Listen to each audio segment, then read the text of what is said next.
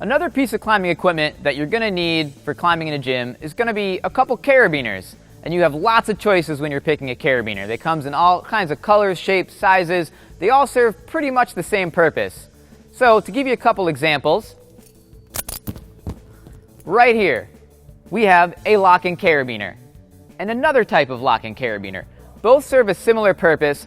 Color doesn't really mean anything. You're going to see lots of options when you go to pick some out. The most important feature is that they have this screw gate here, which locks the gate in the closed position, preventing it from opening while you're climbing. These are the kinds of devices that you want to have for attaching your belay device, for using to anchor yourself. A little bit more expensive than a non-locking carabiner, but certainly a critical choice. You should definitely have one for your belay device.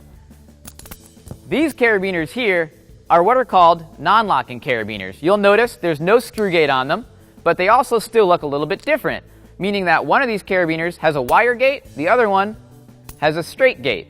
And these types of gates serve a similar purpose. You have some difference in functionality as far as how the carabiners feel when you're clipping your rope to them, but as far as the strength and things like that, they're pretty comparable.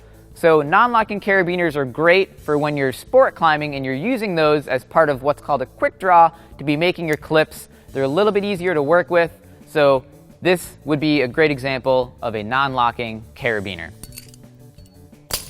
A final type of carabiner that you might see is something known as a quick draw.